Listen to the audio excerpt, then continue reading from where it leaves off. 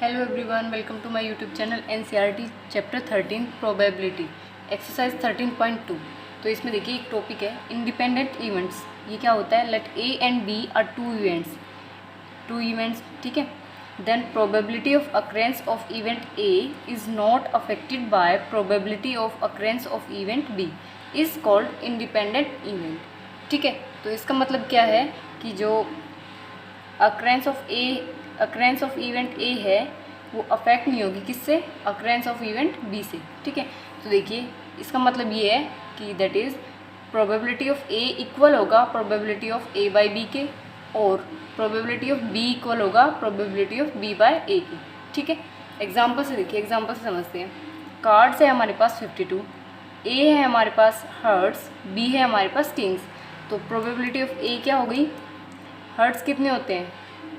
Hertz होते हैं total 13, तो 13 अपॉन टोटल 52। और पी ऑफ बी देखिए, प्रोबेबिलिटी ऑफ बी, किंग्स होते 4, तो 4 अपॉन टोटल, ये हो गया 1/13, और ये कटेगा तो ये आएगा 1/4, ठीक है। अब देखिए, अब हम निकालते हैं P of A by B. एक और चीज़ रह गई, probability of A intersection B. तो देखिए इन दोनों में कॉमन क्या है? तो देखिए जो किंग्स होते हैं वो हर्ट में एक ही होता है, ठीक है। तो ये आएगा 1/52, ठीक है। तो देखिए इसका फॉर्मूला होता है probability of A intersection B upon probability of B. तो वैल्यूज़ रखिए, इसकी वैल्यू 1/52, इसकी वैल्यू 1/13, ठीक है। देखिए ये 13 ऊपर जाएगा तो ये हो जाएगा 13/52, 52, तो ये हो गया 13 में 13, 13 4 ज़ा 52, तो इसका आंसर आ गया 1/4। ये किसके इक्वल है? प्रोबेबिलिटी ऑफ ए की, ठीक है। तो इसका मतलब प्रोबेबिलिटी ऑफ ए किसके इक्वल है? Probability of A by B की, ठीक है। ये किसके इक्वल आ गया? प्रोबेबिलिटी ऑफ ए की। अब देखिए probability of b by a निकालते हैं, तो इसका फॉर्मूला होता है probability of B intersection A upon probability of a, ठीक है। ये इसकी वैल्यू क्या है? ये और ये दोनों सेम ही होते हैं, तो इसकी वैल्यू 1/52। प्रोबेबिलिटी ऑफ ए की वैल्यू 1/4, ये 4 ऊपर जाएगा, 4/52 होगा, ये हो गया 4 1 जा 4, और ये 13 पे जाएगा तो ये आएगा 1/13। 1/13 किसकी वैल्यू है? प्रोबेबिलिटी ऑफ बी की, तो ये किसके इक्वल आ गया? प्रोबेबिलिटी ऑफ बी की। तो इससे ये क्लैरिफाई हो गया कि प्रोबेबिलिटी ऑफ बी किसके इक्वल है? प्रोबेबिलिटी ऑफ बी बाय ए की, ठीक है। आगे समझ। अब देखिए थ्योरम है हमारे पास, इसी थ्योरम पर बेस्ड है सभी क्वेश्चंस 13.2 में। If a and B are two independent events, दो इंडिपेंडेंट इवेंट है a and b, then p of A intersection b is equals to होगा p of A cross P of B की। तो देखिए proof देखिए इसका, p of A by b, इसका formula होता है probability of A intersection B upon probability of B. ये किसके इक्वल है? यहाँ से देखिए ये किसके इक्वल है? पी ऑफ ए की, ये इसको इक्वल है ना पी ऑफ ए की, तो इसकी वैल्यू होगी पी ऑफ ए, ये हो गया P of A intersection B upon P of B. ये इधर जाएगा तो ये हो जाएगा P of A in cross P of B is equals to P of A intersection B, ठीक है। यही हमें प्रूफ करना था, तो ये आ गया इसका प्रूफ, ठीक है। अब देखिए एक्सरसाइज 13.2। देखिए एक्सरसाइज 13.2, फर्स्ट क्वेश्चन है P if P of A is equals to 3/5 and P of B is equals to 1/5, find P of A intersection B if A and B are independent events, ठीक है। तो हमें क्या निकालना है? Probability of A intersection B। तो देखिए इसका फॉर्मूला होता है probability of A intersection B का probability of A into probability of B। तो इसकी वैल्यू क्या है? 3/5, और इसकी वैल्यू क्या है? P बाई बी की, P ऑफ B की 1/5, ठीक है। तो ये हो गया 3/25 इसका आंसर, ठीक है। आगे समझ। सेकंड क्वेश्चन है 2 cards are drawn at random and without replacement from a pack of 52 playing cards, find the probability that both the cards are black. तो ब्लैक कार्ड्स की प्रोबेबिलिटी बतानी है, प्रोबेबिलिटी। तो बोथ द कार्ड्स मतलब P of A intersection B, ये निकालना है हमें, ठीक है। तो देखिए ए है हमारे पास फर्स्ट कार्ड, मतलब 2 कार्ड लेने हैं हमें, 2 cards are drawn at random, कोई भी लेने हैं। फर्स्ट कार्ड इज ब्लैक और बी में लेना है सेकंड कार्ड इज़ ब्लैक। ठीक है, तो हमें देखिए प्रोबेबिलिटी ऑफ ए क्या होगी, ब्लैक कितने होते हैं 26, ठीक है, टोटल है 52, टोटल कितने हैं 52 और ब्लैक कार्ड्स होते हैं 26। ठीक है, तो ए में बोल रहा है फर्स्ट कार्ड इज़ ब्लैक, मतलब हमने फर्स्ट कार्ड से लेना है ब्लैक, तो ये बनेगा 26C1, तो 26C1 की वैल्यू होती है 26। ठीक है, तो ये हो गया 26 अपॉन टोटल कितना है 52, तो ये भी हो गया 52C1, इसकी वैल्यू भी होगी 52। देखिए ये हमने 11th क्लास में किया था। ठीक है, तो ये हो गया 52। ठीक है, ये आ गई प्रोबेबिलिटी ऑफ ए। अब देखिए probability of B, second card is black, second card है तो हमने देखिए 26 है कार्ड, हमने एक कार्ड निकाल दिया तो ये बन गए 25C1, तो ये हो गए 25। अब नीचे भी एक कम हो जाएगा तो ये हो गया 51C1, तो इसकी वैल्यू 51। तो यहाँ से देखिए second card is black, second card मतलब एक कार्ड निकाल दिया तो ये हो गया 25 अपॉन 51। अब निकालना है P of A intersection B, तो लगाइए formula P of A cross P of B, इसकी वैल्यू है 26 अपॉन 52, इसकी वैल्यू है 25 अपॉन 51, ये कट गया तो इसका आंसर है 25 अपॉन 102। ठीक है, ये आ गया इसका आंसर सेकंड क्वेश्चन का। आगे समझ थर्ड क्वेश्चन है a box of oranges is inspected by examining 3 randomly selected oranges, कितने ऑरेंजेस है 3। ठीक है, without replacement if all 3 oranges are good the box is approved. ये कह रहा है कि अगर तीनों ऑरेंजेस गुड है तो बॉक्स अप्रूव हो जाएगा, किसके लिए, for sale, otherwise it is rejected, अगर ये अच्छे नहीं है ऑरेंजेस तो ये रिजेक्ट हो जाएंगे। फाइंड द प्रोबेबिलिटी, हमें प्रोबेबिलिटी फाइंड किसकी करनी है, that a box containing 15 oranges, total oranges है 15, आउट ऑफ 12 आर गुड, जिसमें 12 गुड है and 3 are bad, once will be approve for sale. ठीक है, तो टोटल है 15 ऑरेंजेस जिसमें 12 है गुड, ठीक है, और 3 है बैड। ठीक है, तो हमें कितने लेनी है 3 ऑरेंजेस रैंडमली, तो यहाँ पे देखिए ए है हमारे पास, first orange is drawn good, b लेना है, second orange is drawn good, c लेना है, third orange is drawn good, 3 oranges लेने हैं। अब प्रोबेबिलिटी बतानी है, तो पी ऑफ ए देखिए फर्स्ट ऑरेंज है तो टोटल गुड कितने हैं, टोटल ऑरेंज तो है 15 लेकिन गुड कितने हैं टोटल 12, तो ये हो जाएगा 12C1, तो इसकी वैल्यू हो गई 12, और टोटल कितने 15, तो ये हो गया 15C1, तो इसकी वैल्यू होगी 15, तो इसकी प्रोबेबिलिटी होगी 15 अपॉन टोटल 12 अपॉन 15। अब पी ऑफ बी देखिए, इसमें से एक कम हो जाएगा, सेकंड ऑरेंज इज ड्रॉन, तो इसमें से 12 में से एक कम हो गया तो कितना आया 11C1, तो ये हो गया 11, और टोटल में भी कम हो जाएंगे तो ये हो गया 14C1, तो ये हो गया 14, तो इसकी प्रोबेबिलिटी हो गई 11 अपॉन 14। अब पी ऑफ सी निकालेंगे तो इसमें से भी एक कम हो जाएगा गुड में से, तो 11 में से एक कम हो गई 10, तो ये हो गया 10C1 is equals to 10 upon, अब टोटल कितने बचे थे 14 में से एक कम करेंगे ये हो गया 13C1, इसकी वैल्यू हो गई 13। ठीक है, अब देखिए हमें निकालना है probability of A intersection B, तो p of A cross P of b cross P of c, तो वैल्यूज़ रखिए 12 upon 15 into 11 upon 14 into 10 upon 13। ठीक है, तो 5 2 ज़ा 10, 5 3 ज़ा 15, 3 4 ज़ा 12, 2 7 ज़ा 14, तो ये ऊपर आ गया 44 अपॉन और नीचे 91, ये आ गया इसका आंसर थर्ड क्वेश्चन का। ठीक है, आगे समझ। क्वेश्चन नंबर 4 है हमारे पास a fair coin and an unbiased die, मतलब एक कॉइन है और एक है डाई, अनबायस्ड डाई मतलब जिससे हम वो खेलते हैं ना लूडो, वो वाली die, are tossed, let A B the event head appears on the coin and b B the event 3 on the die, check a and B are independent events और नॉट। इंडिपेंडेंट इवेंट बताना है कि है नहीं, तो coin toss करेंगे तो ये आएगा हेड और टेल, और डाई टॉस करेंगे तो इसमें आएगा 1 2 3 4 5 या 6। ठीक है, तो देखिए सैम्पल्स क्या क्या बनेंगे। सैम्पल बनेंगे कॉइन और डाई के H1 H2 H3 H4 H5 H6 T1 T2 T3 T4 T5 और T6। ठीक है, तो टोटल हो गई 1 2 3 4 5 6 7 8 9 10 11 12।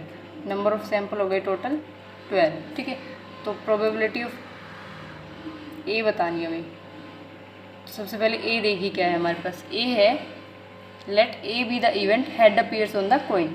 Head appears on the coin, तो हेड कहाँ कहाँ है, H1 में है, H2 में है, H3 में है, H4 H5 H6। ठीक है, और बी में बोल रहा है B B the event 3 on the die, 3 on the die. तो 3 कहाँ कहाँ है, एक तो H3 में है और एक T3 में। ठीक है, अब देखिए A इंटरसेक्शन B क्या होगा, इन दोनों में कॉमन वैल्यू क्या है, H3। ये है इन दोनों में कॉमन वैल्यू। ठीक है, तो अब देखिए प्रोबेबिलिटी ऑफ A क्या होगी, ये टोटल कितने हैं 1 2 3 4 5 6, तो ये हो गया 6 upon total 12। Probability of B है हमारे पास, ये कितने total 2 upon 12। Probability of A intersection B है हमारे पास, ये कितना है 1 अपॉन 12। तो हमें बताना है इंडिपेंडेंट है या नहीं। तो देखिए P of A cross P of B करेंगे तो देखिए इसकी वैल्यू 6 अपॉन 12 और इसकी है 2 अपॉन 12। तो ये देखिए 6 2 से 12, 2 से 2 कैंसिल, ये आ गया 1 अपॉन 12। और 1 अपॉन 12 किसकी वैल्यू है, P of A intersection B की। तो ये आ गया P of A intersection B किसके इक्वल आ गया, P of A cross P of B के। तो लिख देंगे hence A and B are independent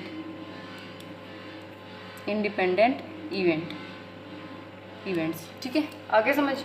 ऐसा ही देखिए 5th क्वेश्चन है, a die mark 2 1 2 3 in red and 4 5 6 be green is tossed. Let A be the event the number is even and B be the event the number is red. Are A and B independent. तो यहाँ पे भी independent बताना है। तो sample देखिए यहाँ पे क्या क्या बनेंगे 1 2 3 4 5 6। तो नंबर ऑफ सैंपल कितने हो गए हमारे पास 6। ठीक है, A है हमारे पास, A be the event the number is even, तो इवन नंबर लिखिए 2 4 6। B है हमारे पास, B क्या है, B be the event the number is red. तो रेड में कौन कौन से हैं 1 2 3। ठीक है, अब A इंटरसेक्शन B देखिए क्या है, दोनों में कॉमन वैल्यू क्या आ रही है 2। ठीक है, तो अब देखिए प्रोबेबिलिटी ऑफ A क्या आएगी 1 2 3, 3 एलिमेंट्स है और टोटल कितने हैं 6, तो ये हो गया 3/6। प्रोबेबिलिटी ऑफ B है हमारे पास 3/6। Probability of A intersection B है हमारे पास, ये कितने एलिमेंट है 1 अपॉन 6। तो देखिए P of A cross P of B करेंगे तो ये हो गया 3/6 क्रॉस 3/6। तो इसकी वैल्यू हो गई 9 अपॉन 18, इनकी 1 अपॉन 2। तो ये नॉट इक्वल है किसके, probability of A intersection B के। तो लिख देंगे probability of A intersection B not equals to probability of A cross probability of B। Hence A and B are not independent event. ठीक है, आगे समझ। ये हो गया 5th क्वेश्चन कंप्लीट। ये क्वेश्चन नंबर 6 है हमारे पास, let E and F be the events with P of E। P of E की वैल्यू है 3/5, P ऑफ F की वैल्यू है 3/10 और P of E intersection F की वैल्यू है हमारे पास 1/5। हमें फाइंड करना है are E and F independent. तो देखिए हम करेंगे P of E cross P of F। तो देखिए ये आएगा 3/5 क्रॉस 3/10, तो ये है 9 upon 50 which is not equals to this P of E intersection F। तो लिख देंगे P of E intersection F not equals to P of E cross P of F, hence E and F are not independent events. ठीक है, आगे समझ। Next है 7th question, given that the events A and B are such that, देखिए P of ए की value हमारे पास 1/2, p of A union B की वैल्यू है हमारे पास 3/5 और पी ऑफ बी की वैल्यू है पी। तो हमें क्या करना है, फाइंड करना है P if they are mutually exclusive. First part है म्यूचुअली एक्सक्लूसिव, इसका मतलब होता है ए इंटरसेक्शन बी है, इसकी वैल्यू क्या होगी, एम्प्टी। ठीक है, म्यूचुअली एक्सक्लूसिव का मतलब ये होता है। तो प्रोबेबिलिटी क्या होगी ए इंटरसेक्शन बी की, 0। ठीक है, तो देखिए probability of A union B is equals to होता है probability of A plus probability of B minus probability of A intersection B. Values रखिए, इसकी वैल्यू 3/5, इसकी वैल्यू 1/2, इसकी वैल्यू p और इसकी वैल्यू 0।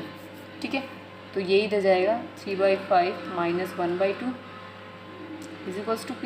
तो यहाँ से p इज इक्वल्स टू हो जाएगा, एलसीएम आएगा 10, तो ये हो गया 6 माइनस 5, तो ये आ गया p की वैल्यू 1/10, p की वैल्यू आ गई 1/10। ठीक है, सेकेंड पार्ट में बोला हुआ है इंडिपेंडेंट। इंडिपेंडेंट का मतलब है P of A intersection b is equals to होता है P of A cross P of b के। ठीक है, तो p of A intersection b is equals to P of ए की वैल्यू है 1/2, पी ऑफ बी की वैल्यू है पी। ठीक है, तो p of A intersection b आया हमारे पास p/2। ठीक है, तो अब निकालेंगे p of A union B is equals to P of A plus P of B minus P of A intersection B. इसकी वैल्यू है 3/5, इसकी वैल्यू है 1/2, इसकी वैल्यू p और इसकी वैल्यू आई है हमारे पास p/2। ठीक है, तो अब देखिए ये 1/2 इधर जाएगा, ये हो जाएगा 3/5 माइनस 1/2 इज इक्वल्स टू, इन दोनों में एलसीएम लेंगे 2, तो ये हो गया 2p माइनस p। ये आ गया 10 एलसीएम, ऊपर आया 6 माइनस 5 इज इक्वल्स टू, ये आएगा p/2। ये आया इधर 1/10 इज इक्वल्स टू p/2, 2 से 10 कैंसिल, तो p की वैल्यू आ गई 1/5। ये आ गया इसका 7th क्वेश्चन का आंसर। ठीक है, हो गया, आगे समझ। क्वेश्चन नंबर 8 है हमारे पास, let A and b be independent event. A और बी क्या है, इंडिपेंडेंट इवेंट है, with p of a and p of B की वैल्यू गिवन है। फाइंड करना है, फर्स्ट हमें देखिए सॉल्यूशन देखिए इसका, फर्स्ट फाइंड करना है P of A intersection B. तो इसका फॉर्मूला होता है P of A cross P of B. तो इनकी वैल्यू दी हुई है 0.3 क्रॉस 0.4, तो आंसर आया 0.12। सेकेंड हमें फाइंड करना है P of A union B. इसका फॉर्मूला होता है P of A plus P of B minus P of A intersection B. तो वैल्यूज़ डालिए, ये हो गया 0.3 प्लस 0.4 माइनस 0.12, तो ये हो गया 0.7 माइनस 0.12 किसके इक्वल आया, 0.58 के। ठीक है, आगे समझ। थर्ड हमें बताना है P of A by P. तो इसका फॉर्मूला होता है P of A intersection B upon P of B. इसकी वैल्यू हमारे पास 0.12 और इसकी वैल्यू 0.4, तो ये कैंसिल होगा, तो इसका आंसर आएगा 0.3। ठीक है, फोर्थ हमें बताना है P of B by A. इसका फॉर्मूला होता है P of B intersection A upon P of A. P of B intersection A इसके इक्वल होता है P of A intersection B के। तो इसकी वैल्यू है 0.12 और पी ऑफ ए की है 0.3। ठीक है, तो ये कैंसिल होगा, तो ये इसका आंसर आएगा 0.4। ठीक है, आगे समझ। ये था हमारा 8th क्वेश्चन, ये हो गया कंप्लीट। क्वेश्चन नंबर 9 है, if a and B are 2 events, a और बी क्या है, 2 इवेंट्स है, सच दैट पी ऑफ ए की वैल्यू गिवन है, पी ऑफ बी की वैल्यू गिवन है और हमें p of A intersection b की वैल्यू भी गिवन है। फाइंड करना है p not a and not b. तो तो देखिए P not A and not B, इसका मतलब क्या हुआ? देखिए नॉट A का मतलब होता है A का कॉम्प्लीमेंट और एंड का मतलब होता है इंटरसेक्शन, ये जो एंड है, ठीक है। और नॉट B का मतलब B का कॉम्प्लीमेंट। तो ये वैल्यू बन जाएगी P of A dash intersection B dash, ठीक है। तो देखिए यहाँ से डी मॉर्गन लॉ लगाएंगे, A dash intersection B dash ये इक्वल होता है A यूनियन B के इस पूरे के डैश के, ठीक है, मतलब कॉम्प्लीमेंट के, ये होता है डी मॉर्गन लॉ। तो यहाँ लगाएंगे तो ये हो गया A यूनियन B का कॉम्प्लीमेंट, ठीक है। तो यहाँ से देखिए P A डैश होता है जो P ऑफ A डैश ये इक्वल होता है 1 माइनस P ऑफ A के।